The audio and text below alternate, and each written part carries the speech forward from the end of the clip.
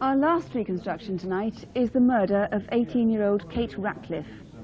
She'd been out dancing with friends at a popular club in Camberley in Surrey. At the end of the evening, through a misunderstanding which turned out to be tragic, Kate's friends left for home without her. A few hours later, Kate was dead. Now, why was she killed, and by whom? Was it by some stranger who saw her by chance out walking in the small hours, or perhaps had somebody followed her from the club? Police badly need your help. Our reconstruction begins at the hairdressing salon where Kate was a trainee.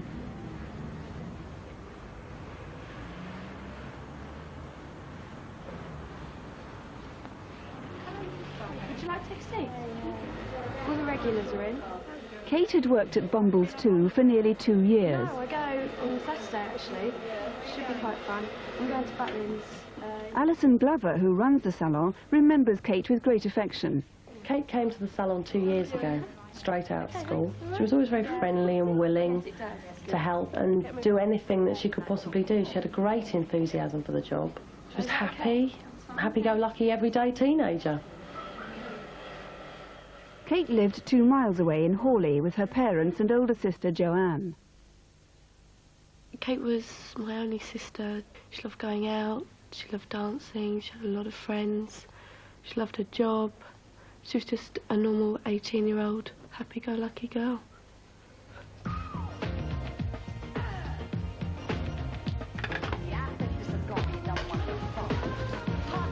Where's my jacket? Is it ready? Which one? My blue one. It's in there, there you go. Got it. Kate and her best friend Michelle always went out on a Saturday night. Gotta change this music. Oh, not now. I've only just put it on. Oh, we've listened to loads of yours.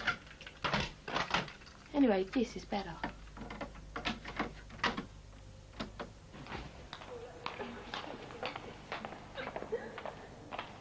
Kate and Michelle often went to Ragamuffins in Camberley.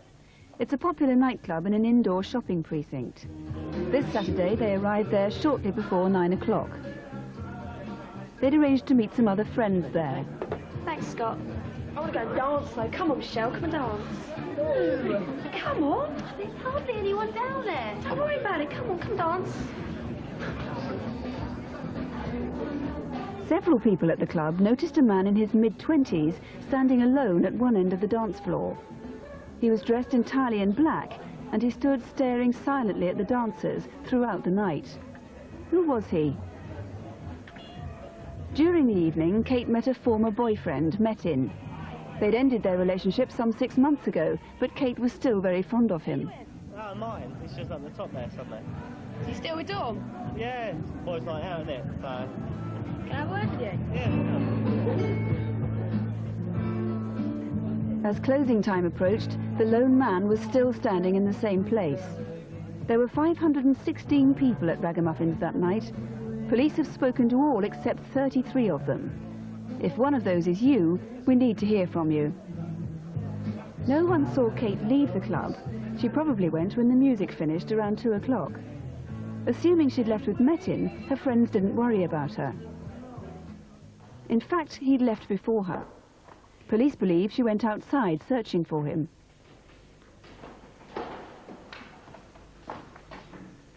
A few streets away from the club, a witness was waiting up for his son. The van was a blue Transit board van. He had short-cropped brown hair, was aged between 20 and 24, and had a moustache. He was clearly lost. Back at the precinct, Kate had returned to Ragamuffins. She seemed to be looking for someone. She was clearly upset.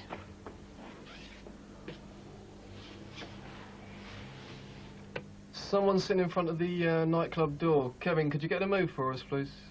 Could you also inform the young lady that it's 2:30 and we've got to lock the doors as well? As soon as I saw her, I realised it was the young lady they were talking about on the radio. I was waiting to lock up, and she was one of the last to leave. I asked her to use the automatic doors, but she walked straight past, and I had to unlock the door to let her out. You got a cigarette, please? Yeah. Thanks. I saw her walk 2 or 3 yards outside the doors and stop. She just stood there, and after I looked up, I remember logging down the time. It was 2:30. It's always busy outside the precinct as ragamuffins turns out, but within half an hour or so, the area is almost deserted. One of the few people still around was an acquaintance of Kate's, Philip Williams. I could see Kate was on her own, and she was obviously upset.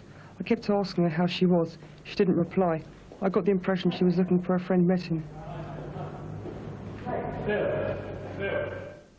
An hour after that, and 4 miles away, another witness saw a blue transit van. Roxanne Jameson was on her way home. I remember leaving work early in the hours of Sunday. It was about 2:30 when I left, and I got to Farnborough at about 3:15. I drove down the Union Street and to the Prospect Road junction where the traffic lights were red, so I had to wait. Blue transit van came hurtling round the corner from underneath the bridge. I did try to look for the driver, but I didn't see the driver or the registration plates. Just 200 yards away from that junction, at 8 o'clock that Sunday morning, Kate's body was found. She'd been fatally stabbed. I can't begin to understand why anybody would want to hurt Kate. She didn't have any enemies. She was a very popular girl. I miss her. We all miss her a great deal. If there is anybody out there that can help, please, just come forward. Well, from Hampshire Police, Mr. Brugard is here to take the calls. How, first of all, do you think that Kate got from Camberley to Farnborough, 4 or 5 miles away? Well, it had to be by transport of some sort, a car or a van. And we're still very interested in any sightings of her, either talking to the driver of such a vehicle or getting into a vehicle. And how important do you think those 2 sightings of a blue transit van are? Quite an old van. They could be important. I mean, in different areas they've been seen, but the one in Park Road, we do have this photo fit of this man, which does help us ask the person who was driving that to come forward. The other one, by the very nature of the driving, they would probably recognise them as the driver. And you had a recent sighting, a third sighting of a blue transit van in the right area at the right time? Yes, we did. In the recent days, in the taxi rank outside of Camberley railway station, could well be a similar vehicle. So more on blue transit vans would be useful. Right. You're offering complete confidentiality on the remaining 33 people at the club that night. One detail we didn't mention in the film is that the lone man standing at one end of the hall had very distinctive boots on. Yes, black crocodile boots with silver toe caps. I would have thought that would ring a distinctive bell, certainly with the individual and possibly with other customers. And just to remind you, the date is the early hours of Saturday the 6th of June and Sunday the 7th of June, so if that was you, please do ring us tonight.